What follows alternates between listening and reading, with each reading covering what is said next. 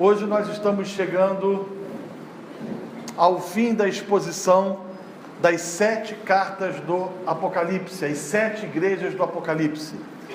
Nos últimos 2 meses e meio, nós tratamos especificamente de cada uma dessas cartas e hoje a gente encerra com a carta de Laodiceia. Apocalipse capítulo 3, do verso 14 ao verso 22, que diz: Ao anjo da igreja em Laodiceia escreve: Estas coisas diz o Amém, a testemunha fiel e verdadeira, o princípio da criação de Deus. Conheça as tuas obras, que nem és frio nem quente. Quem dera fosses frio ou quente. Assim, porque és morno e nem és quente nem frio, estou a ponto de vomitar-te da minha boca. Pois dizes: estou rico e abastado, e não preciso de coisa alguma. E nem sabe que tu és infeliz, sim, miserável, pobre, cego e nu. Aconselho-te que de mim compres ouro refinado pelo fogo, para te enriqueceres, vestiduras brancas para te vestires, a fim de que não seja manifesta a vergonha da tua nudez, e colírio para ungires os olhos, a fim de que vejas. Eu repreendo e disciplina quantos amam. Sê, pois, zeloso e arrepende-te. Eis que estou à porta e bato.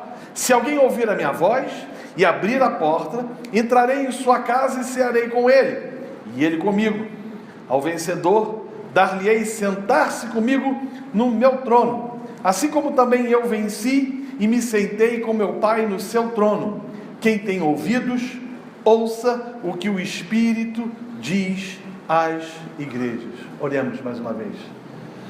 Senhor nosso Deus, nós te louvamos pela tua palavra. O que seria de nós se nós não tivéssemos as Escrituras? O que seria das nossas míseras vidas se não tivéssemos a Bíblia para nortear os nossos passos? Ela é lâmpada para os nossos pés e luz para os nossos caminhos. Pedimos, ó Deus, que as verdades contidas nesse texto de Apocalipse possa falar aos nossos corações, e que a gente possa sair daqui exortado, admoestado, como também encorajado pelo Senhor a viver uma espiritualidade onde o seu nome é glorificado nas nossas vidas, em cada instante, em cada momento. Nós pedimos a tua bênção e assim fazemos em nome de Jesus. Amém e amém. Podeis assentar, meus irmãos. Queridos, assim como fiz em cada uma das outras 6 cartas, eu gostaria também nesta 7ª carta, escrita à igreja de Laodiceia, de trazer algumas considerações, de fazer algumas considerações sobre essa cidade. Primeiro, a cidade de Laodiceia foi fundada em 250 anos antes de Cristo. E ela foi fundada por um indivíduo chamado Antíoco da Síria. A cidade, naquela época, era importante pela sua localização. Ela ficava no meio das grandes rotas comerciais. E em virtude disso, ela era uma cidade muito rica e opulenta. Laodiceia situava-se 80 quilômetros distante de Éfeso e 64 quilômetros a sudoeste de Filadélfia. Portanto, era uma cidade que tinha uma localização emblemática. Se não bastasse isso, ela estava completamente absorta, imersa na cultura grega. Em Laodiceia, você não somente encontrava influência da cultura grego-romana, mas também você encontrava pessoas que eram dirigidas, conduzidas e guiadas e especificamente pela filosofia dos gregos. Era uma cidade que também podia ser considerado um centro bancário, e um indício da riqueza ou da prosperidade dessa cidade é o fato de que, quando ela sofreu extensivos danos em virtude de um terremoto, ela reconstruiu-se sozinha, sem nenhuma ajuda do Império Romano. Ela recusou a ajuda financeira do Império Romano, porque ela era tão rica, possuía tantos recursos, tanto dinheiro, que ela falou: nós não precisamos do dinheiro de César. No comércio, existia a fabricação de uma lã negra e lustrosa. Era um centro manufatureiro, com muitas roupas fabricadas com esse tipo de lã, e que na época eram muito conhecidas. Além disso, Laodiceia fora uma cidade que possuía uma famosa e relevante escola de medicina. Nessa cidade era comum a produção de um remédio para os olhos, conhecido como pó frígio. E ali, uma das principais deidades veneradas era Asclépio, o deus da medicina. Então, se não bastasse ser uma cidade rica, era uma cidade com farto comércio, e uma cidade também que era um centro, uma referência mundial, podemos assim dizer, na área da medicina. Mas ela tinha uma grande desvantagem. A desvantagem dela é que, diferente da cidade vizinha de nome Hierápolis, as suas fontes e as fontes termais que existiam tanto lá quanto em Colossos, Laodiceia não possuía, não dispunha de um suprimento permanente de água. É interessante isso. Ela era rica, opulenta, próspera. Ela era uma cidade independente, autossuficiente, mas ela, diferentemente de Colossos e diferentemente de Hierápolis, que eram cidades bem próximas, não possuía água. A água, para chegar lá, tinha de vir canalizada de considerável distância. E quando ela vinha, ela percorria um tipo de encanamento rústico, assim digamos, e quando chegava à cidade, a água chegava morna. Ela não saía mais, ela não chegava com o mesmo vigor, digamos assim, de que quando ela foi encanada. Esse transporte era feito por um aqueduto, e quando chegava perto da cidade, ele era transportado em meio a blocos cúbicos de pedra, perfurados ao meio e colados num tipo de argamassa, num tipo de cimento. A gente pode dizer, por exemplo, que a cidade de Laodiceia se caracterizava por 4 características. Ela era um centro bancário e financeiro, e a gente pode dizer, sem a menor sombra de dúvidas, que era uma das cidades mais ricas do mundo, podendo ser comparada, por exemplo, em magnitude a Nova York ou a Tóquio. Cidades riquíssimas. Lá era um lugar onde habitavam muitos milionários. Os homens mais ricos do império, alguns deles moravam em Laodiceia.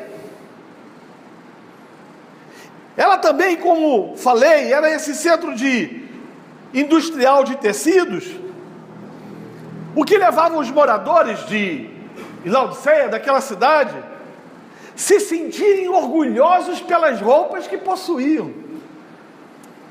Na verdade, você podia afirmar que andar pelas ruas de Laodiceia significava andar com as roupas das melhores grifes do mundo antigo.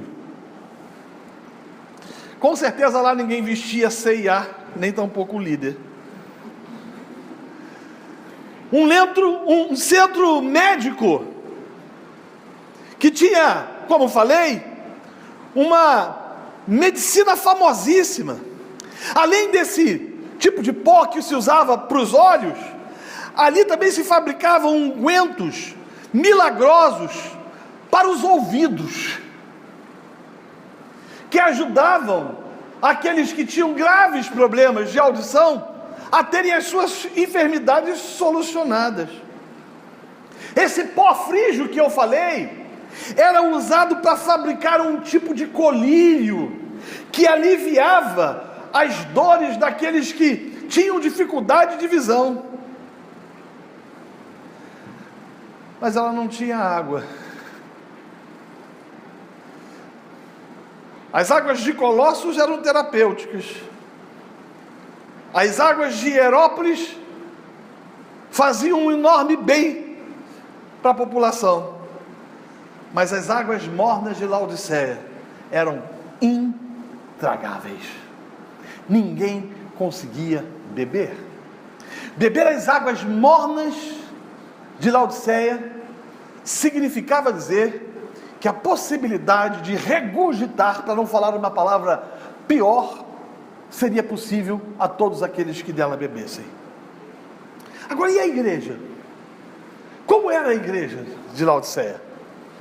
Interessante que de todas as 7 cartas, Laodiceia é a mais criticada pelo Senhor. É a igreja que não tem um elogio sequer por parte do Senhor. Pelo contrário, quando a gente lê esse texto, a gente vê que a igreja tinha a cara da cidade. Em vez de ela transformar a cidade, ela se conformou com a cidade. Laodiceia era a cidade da transigência, e a igreja tornou-se também transigente.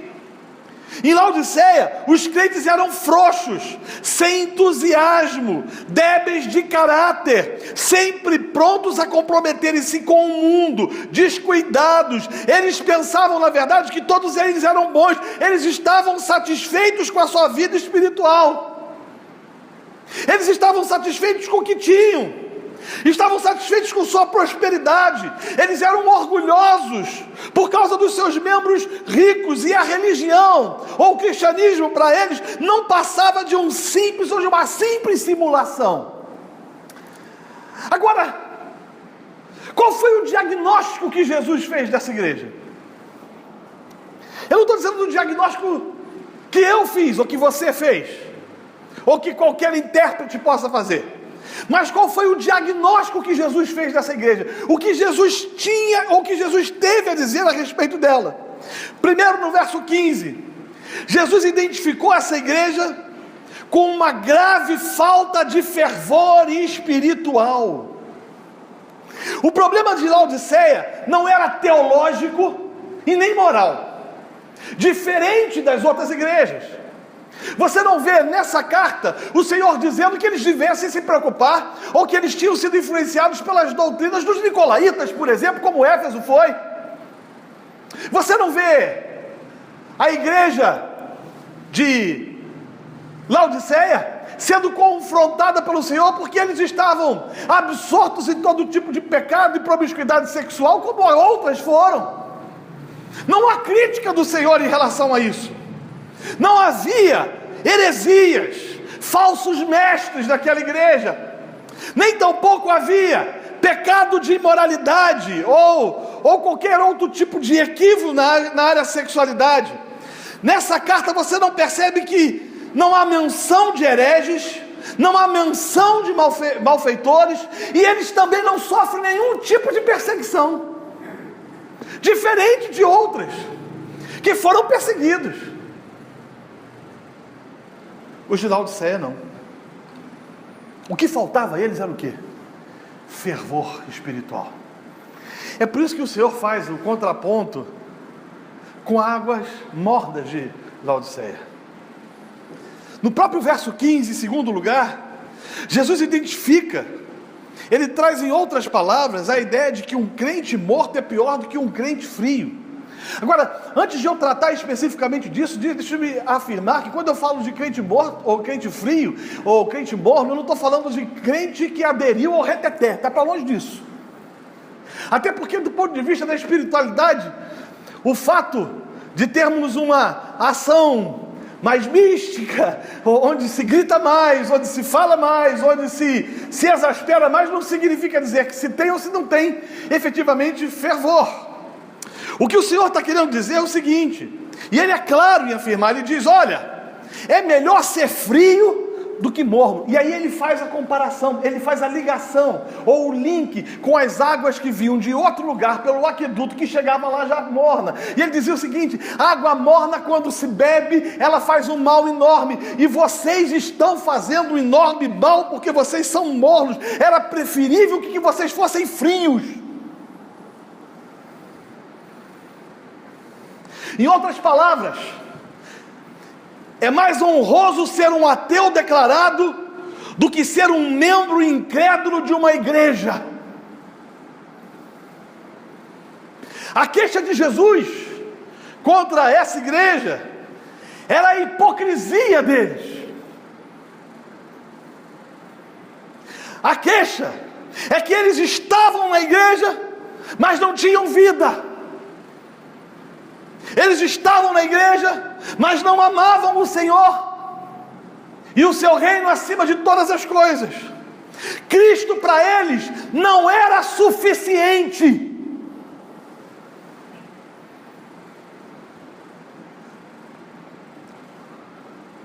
Verso 17. Jesus identifica também que a autoconfiança da igreja era absolutamente falsa. É interessante que Laodiceia se considerava rica, mas era pobre. E aí você olha, por exemplo, para Sardes, que era pobre, mas pelo Senhor era considerada rica. Sardes se considerava viva, estava morta. Esmirna se considerava pobre, mas era rica. Filadélfia dizia que era fraca, e nós vimos isso da última vez, mas Jesus a coloca diante dela uma porta aberta, dizendo, vocês são fortes. Quando você olha para a igreja de Laodiceia, você vê que eles estão estribados, fincados, numa autoconfiança que os levaria para a destruição e para a bancarrota.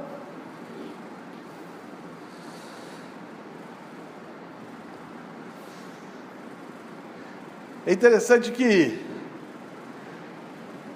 no verso 17 você percebe aquilo que eu chamo de tragédia da autossatisfação. Laodiceia era a igreja que dizia, não preciso de coisa alguma. Dinheiro não nos falta.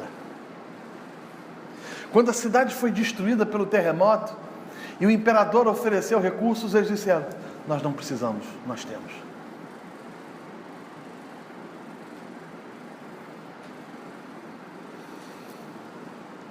Nós precisamos, tudo aquilo que nós precisamos, nós temos. Ela era morna quanto ao seu amor por Cristo, pelo fato de que ela amava mais o dinheiro. E o amor ao dinheiro traz uma falsa segurança e uma falsa autossatisfação, o que leva indivíduos a não terem consciência da sua real condição. O texto, meus irmãos, é absolutamente claro em dizer, estou rico e abastado, e não preciso de coisa alguma. Eu não sei se você já percebeu, mas existem pessoas que são assim. Elas não têm problemas, às vezes, financeiros, às vezes não têm problemas familiares, às vezes não têm problemas relacionais. A vida para elas flui numa tranquilidade, numa facilidade, e quando você lhes oferece o Evangelho, elas dizem, não preciso, eu tenho tudo que preciso.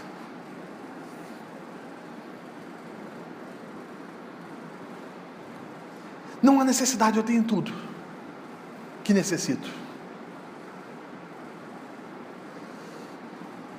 Em quarto lugar, no verso 17 também o texto diz que os irmãos de Laodiceia viviam debaixo da tragédia do orgulho. Ela se orgulhava pelo seu ouro, ela se orgulhava de suas roupas, ela se orgulhava do seu colírio, Mas o Senhor diz: vocês são pobres, nus e cegos. Meus irmãos, que diagnóstico terrível. Os irmãos de Laodiceia eram crentes presunçosos.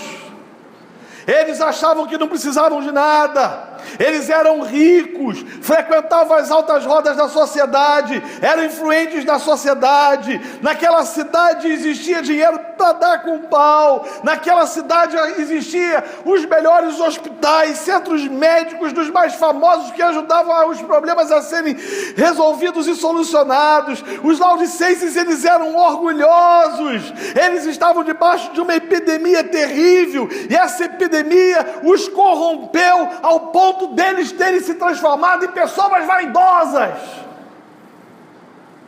Por isso que o Senhor fala para eles: olha, vocês não são nada disso.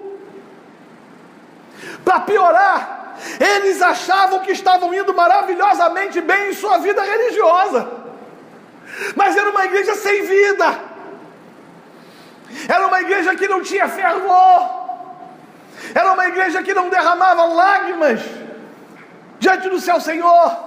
Era uma igreja que não ansiava, que não amava, que não desejava viver para a glória de Deus, pregar o Evangelho, viver para o louvor do nome do Senhor. Era uma igreja que podia até ser correta do ponto de vista teológico, mas ela estava absolutamente perdida pelo fato de que era uma igreja orgulhosa. Eles achavam que estavam indo bem, mas Cristo diz a eles que eles eram cegos. E aí é interessante, numa cidade que possuía um hospital ou um centro universitário que criava um tipo de medicamento para que as pessoas pudessem enxergar melhor, e o Senhor diz: vocês são cegos. Numa cidade em que as águas chegavam mornas, ele dizia: vocês são tão mornos quanto essa cidade, vocês são intragáveis, e eu estou a ponto a vomitar-vos. É a expressão que ele usa. A espiritualidade de vocês traz nojo, a espiritualidade de vocês é falsa, a espiritualidade de vocês é opaca, vocês se dizem crentes, mas vocês não são coisa nenhuma. E a gente olha para a igreja de Laodiceia e a gente para pensar num bocado de gente assim, né?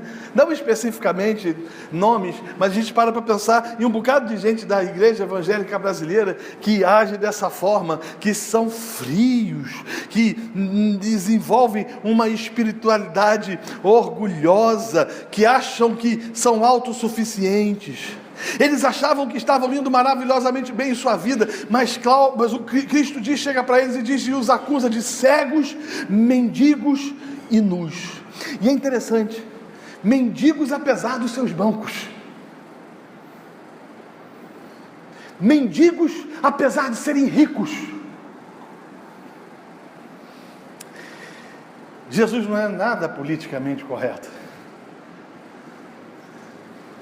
Tão diferente do nosso tempo em que a gente tem que medir as palavras.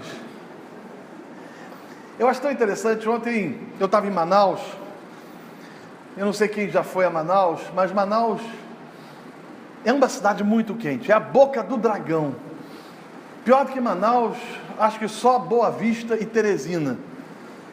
É páreo duro. Cuiabá também é uma coisa triste. Alguém falou Cuiabá aí. Quando você chega no aeroporto de Manaus e você sai daquele lugar, um bafo quente vem, que é uma coisa assim insuportável. O calor é terrível, é absurdo, é terrível, terrível mesmo. E em Manaus, eu fui pregar numa conferência, num evento que aconteceria na sexta-feira à noite e no sábado de manhã, e eu voltaria no sábado à tarde, pegaria um avião de volta para o Rio de Janeiro, como fiz chegando à noite. Lá é quente. Não há possibilidade de mornidão. Como, por exemplo, quando você vai para uma cidade do sul do país, em determinado período do ano, É frio, por exemplo, Curitiba. Você vai pegar 0 grau, -1, -2. Não há possibilidade de mornidão. Ou se é quente, ou se é frio. Todavia, nós às vezes achamos, nós temos a impressão de que dá para viver uma espiritualidade meio termo. Nem tão pouco quente, nem tão pouco frio. Uma espiritualidade onde nós demonstramos para Deus de que nós não precisamos dele e de que nós confiamos somente na força das nossas mãos. O Senhor os chama de mendigos, dizendo o seguinte: vocês podem ter todo o dinheiro do mundo, mas vocês não podem comprar o perdão dos seus pecados. Os chama de nus, desprovidos de roupas. Eles possuíam as roupas mais lindas, das melhores grifes, mas essas roupas não eram adequadas para que se apresentassem diante de Deus. Eles foram chamados pelo Senhor de cegos, apesar de produzirem colírio, mas não conseguiam enxergar a sua pobreza espiritual. Diante disso, Cristo faz um apelo a eles. O que eu acho interessante, porque o texto nos diz que Cristo prefere dar conselho em vez de dar ordens. O soberano do céu e da terra, criador do universo, aquele que tem as galáxias debaixo de suas mãos, aquele que controla todas as coisas e que tem o direito de emitir ordens para que lhe obedeçamos, prefere dar conselhos. E ele aconselha a igreja de Laodiceia a fazer de Cristo sua suficiência. E aí é a chave desse texto, meus irmãos. O que o Senhor está dizendo para eles é o seguinte: o que precisa ser suficiente para vocês não é a autossuficiência, não é o dinheiro que vocês possuem, nem tampouco a capacidade que vocês têm de resolver problemas de enfermidade. O que tem que ser suficiente para vocês é Cristo, porque dinheiro não resolve todos os problemas, e nem sempre vocês vão conseguir solucionar todas as enfermidades. Eu lembro que eu estava pregando numa igreja em Alphaville, em São Paulo, num dos lugares mais ricos de todo o Brasil. À minha frente, você via artistas de televisão, apresentadores famosos ouvindo a mensagem. E ao final, um daqueles homens chegou para mim e compartilhou uma coisa interessante. Ele disse: pastor, eu tenho um filho que sofre de uma enfermidade. Ele disse qual era a enfermidade, muito séria, muito grave. Eu cheguei para um médico muito respeitado aqui no Brasil e falei para ele: doutor, dinheiro não é problema. Eu posso providenciar a melhor UTI móvel e levar o meu filho para Boston, levar o meu filho para Nova York, Washington DC, para França, para Paris, para onde o senhor achar. Me diga o que eu tenho que fazer, que eu farei. E ele, o pai, desolado, me disse o seguinte: mas pastor, o médico me disse que meu dinheiro não adiantava em nada, porque eu poderia levar o meu filho para qualquer lugar, que o problema dele era insolúvel. Que terrível. O primeiro apelo que o Senhor faz à igreja é o seguinte: Cristo tem que ser suficiente para vocês. A alegria de vocês não deve se fundamentar no dinheiro que vocês têm. A alegria de vocês não deve estar fundamentada na profissão de vocês. Aquelas pessoas eram bem-sucedidas profissionalmente, eram profissionais das áreas mais distintas, e o Senhor está dizendo para eles o seguinte: o fato de vocês serem ricos, empresários, o fato de vocês serem pessoas bem-sucedidas, o fato de vocês possuírem muito dinheiro, isso não pode ser a razão da vida de vocês. Cristo tem que ser suficiente, porque somente Cristo pode preencher o vácuo da alma.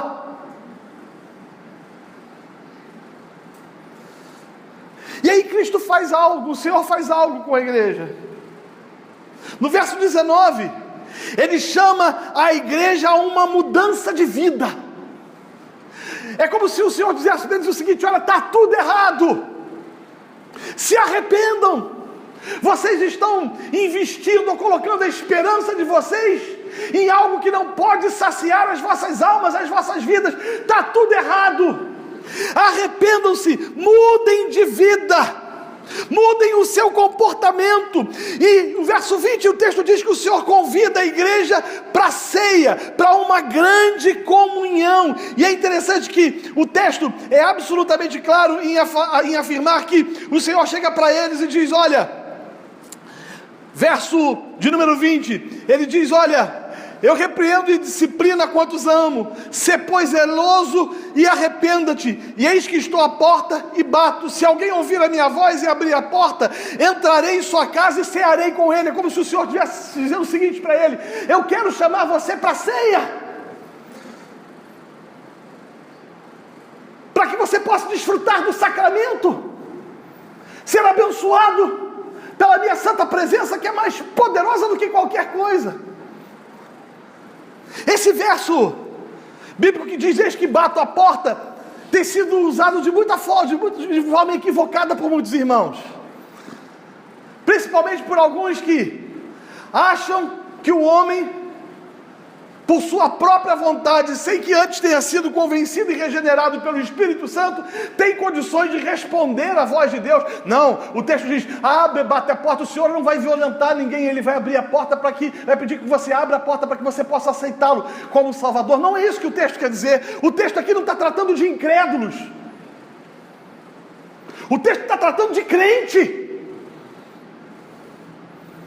O texto está falando de gente que tomava o nome de Deus, de gente que cantava na igreja, de gente que desenvolvia ministério, de gente que frequentava culto, mas que estava morno, não tinha paixão por Cristo, vivia uma espiritualidade opaca pelo fato de que Cristo não era suficiente. E ele diz: olha, abre a porta. Ele está falando para os crentes: e se você abrir, eu vou cear com você. O Senhor, meus irmãos, convida a igreja de Laodiceia para a comunhão. Agora olha que triste. Triste. Entre linhas nós entendemos isso. Cristo, o Senhor da igreja, estava do lado de fora da igreja. Por isso Ele bate a porta. Existem inúmeras igrejas que, se tirar o Espírito Santo delas, elas continuam funcionando da mesma maneira, da mesma forma. Elas podem crescer, elas podem frutificar dentro de uma perspectiva humana, elas podem ter milhares de pessoas, mas estão mortas.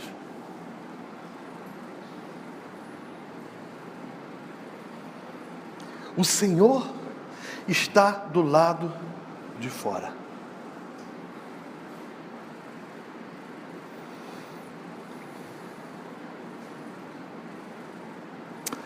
Ele nos convida a cear com Ele, o que é uma honra.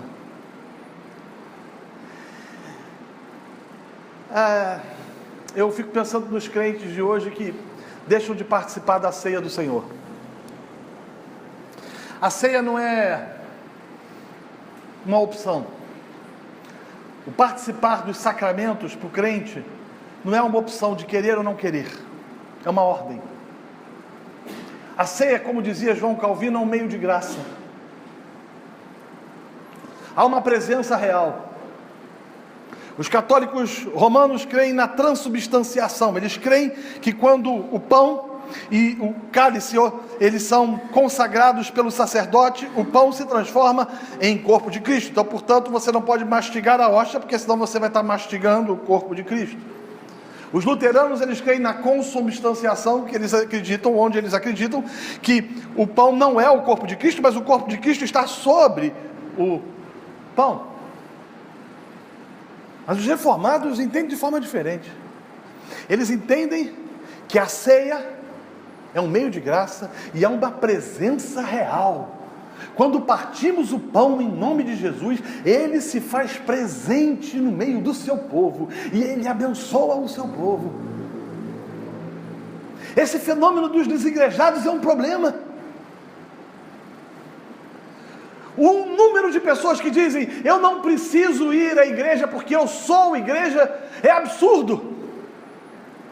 Deixa eu trazer uma correção para você, você não é igreja. Eu vejo pessoas dizendo, não, eu sou igreja, está errado esse conceito. Você não é igreja.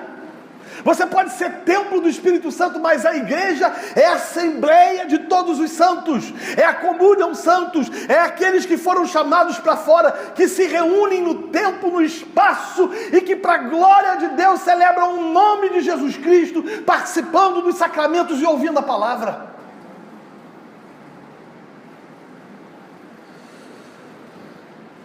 E aí, como diz o nordestino, o cabra fica 3 meses sem participar da ceia, 4, 5, 6, uma naturalidade impressionante. Os cultos, então, vêm quando dá, ou quando pode. Pastor, eu não posso ir porque hoje é o único dia que eu tinha livre e eu ia para o shopping assistir o Ben-Hur que está passando e eu não posso perder essa oportunidade. Ah, pastor, nos próximos 3 domingos ou 4 domingos eu não vou poder estar, porque um é aniversário, o outro vai acontecer alguma coisa que eu não lembro o que é, mas no terceiro vai ter a festa do meu cachorro, e aí o quarto vai ser um momento sublime, porque vai ter um momento onde eu vou poder encontrar a vovó.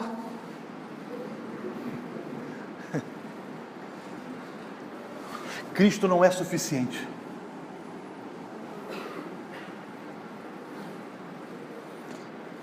Jesus está dizendo para eles, eu quero convidá-los para a ceia. E ser convidado para a ceia é honra demasiada.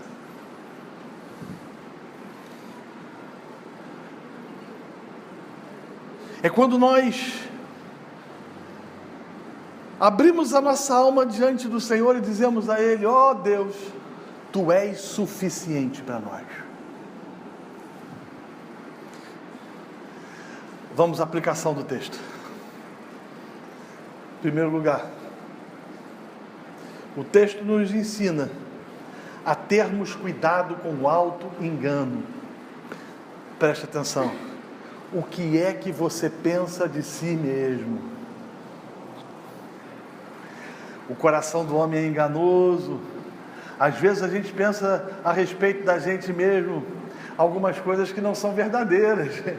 Os laodicenses, eles achavam de que eles estavam bem, de que eles estavam maravilhosamente bem, eles não tinham problema teológico, eles não tinham heresia no meio deles, eles não estavam vivendo debaixo de promiscuidade, de erro. Era uma igreja fechadinha, bonitinha, arrumadinha, legalzinha, toda fantástica, mas o Senhor diz, vocês estão frios, vocês estão morrendo.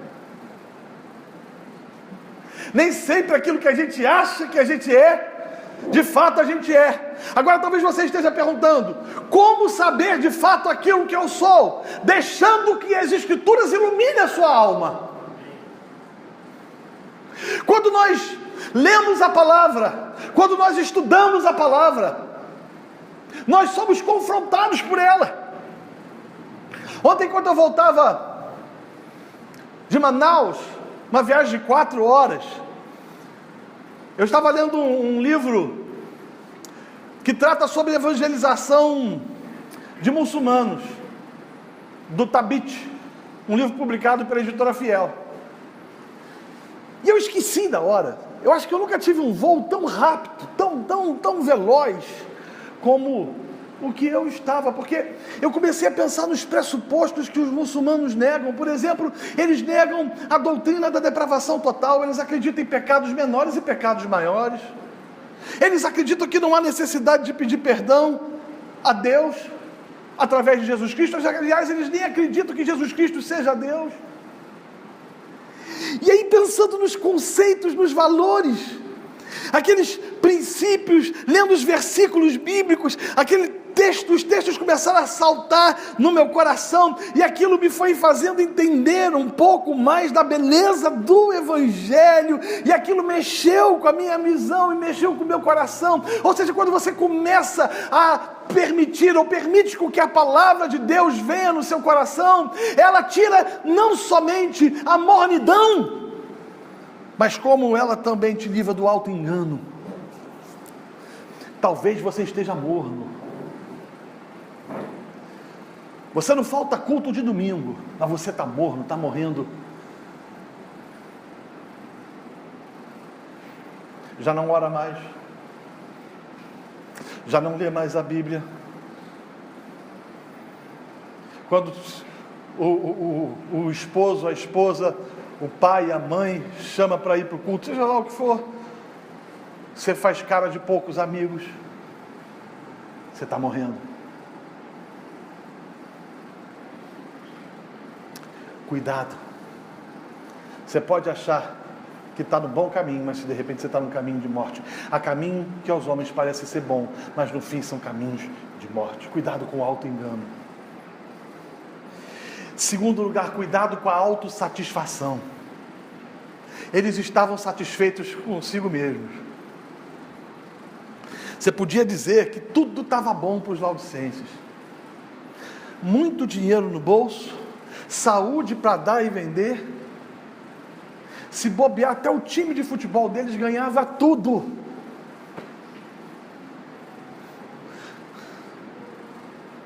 Sem nenhuma preocupação. Satisfeitos, mas o Senhor diz para eles o seguinte: a sua satisfação é uma satisfação para a morte, porque só existe um tipo de satisfação que traz plenitude ao homem, e essa satisfação é mediante Cristo, Cristo, Cristo e Cristo.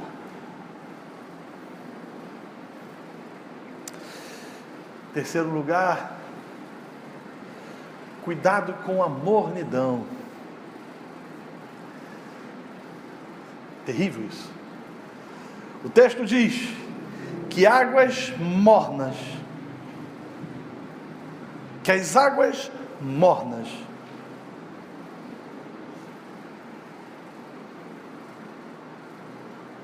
levavam as pessoas a serem vomitadas. E o que o Senhor está dizendo aqui é o seguinte para os laodicenses: eu estou pronto a vomitar-te.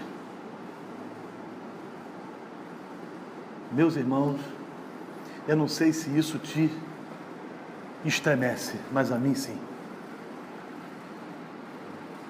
Não adiantava nada daquilo que eles possuíam, nenhum tipo de recurso, de dinheiro, a profissão deles, o sucesso deles, eles estavam prestes a serem vomitados.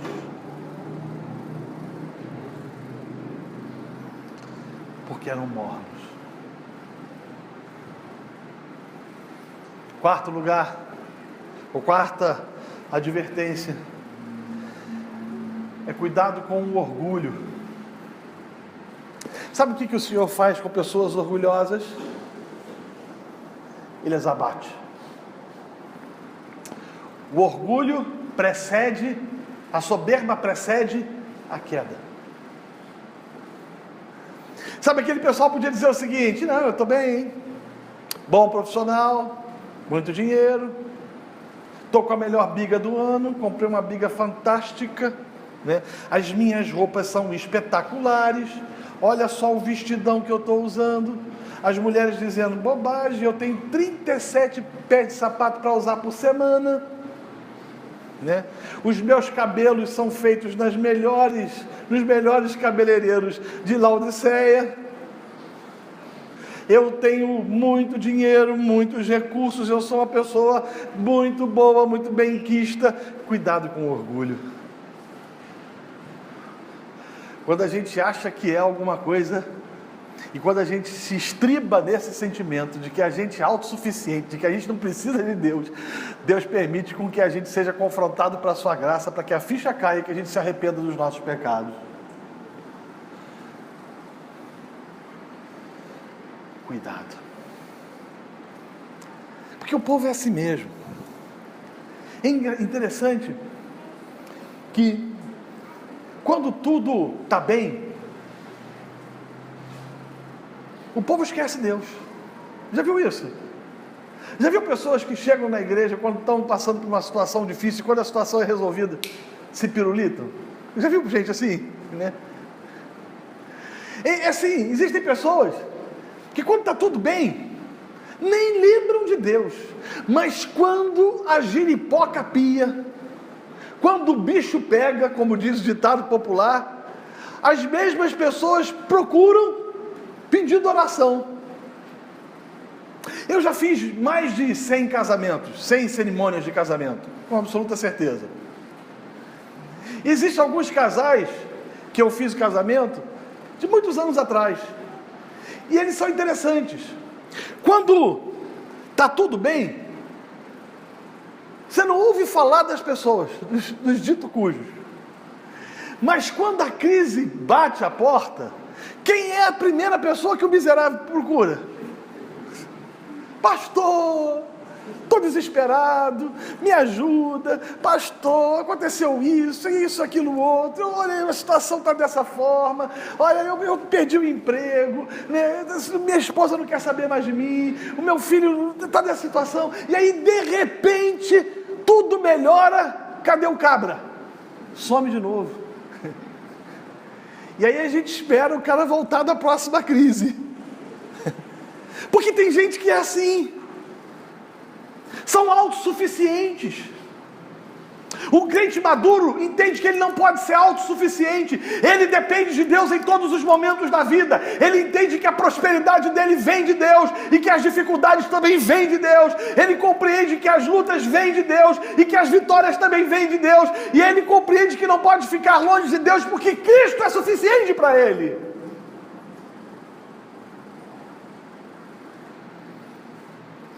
Uma das piores coisas que pode acontecer para uma pessoa é ela não ter problemas.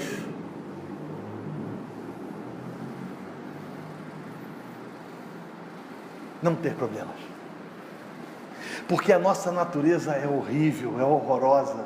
Quando a gente não tem problemas, a gente não quer saber de Deus.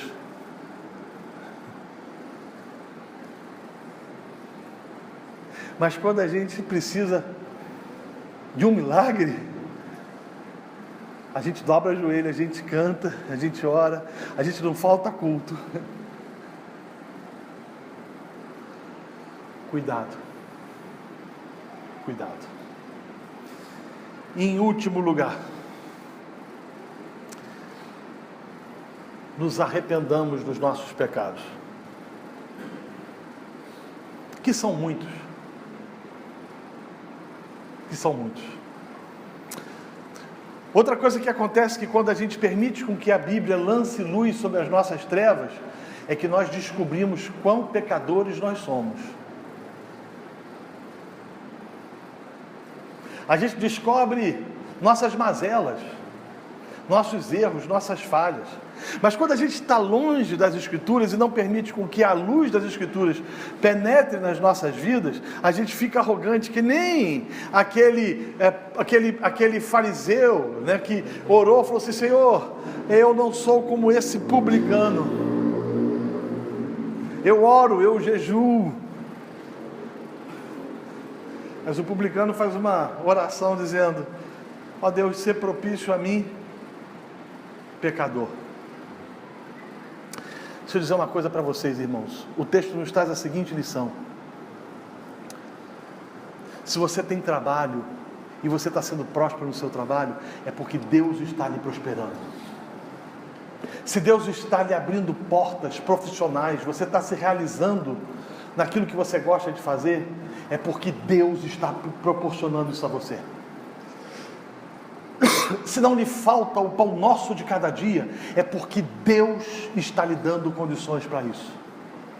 Você por si só não pode fazer nada, se do alto não existir benevolência e benignidade da parte do Altíssimo. Portanto, arrependa-se da sua autossuficiência e clame ao Senhor. Confesse suas debilidades e suas fraquezas, a fim de que Ele haja com misericórdia, porque senão nosso destino será o pior possível. Talvez você esteja dizendo: eu sei, pastor, mas eu estudei muito, eu passei nesse concurso público, eu fiz isso tudo por mérito meu. Sim, eu entendo perfeitamente que você tem mérito nisso, mas se Deus não lhe desse condições para isso, você não atingiria. Se Deus não lhe desse saúde, capacidade e inteligência, você não adquiriria.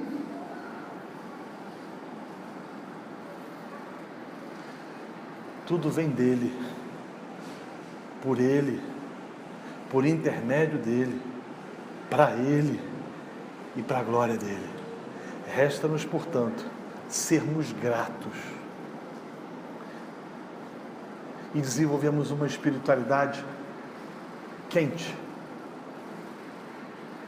e não morna, porque se mornos formos, Ele nos vomitará.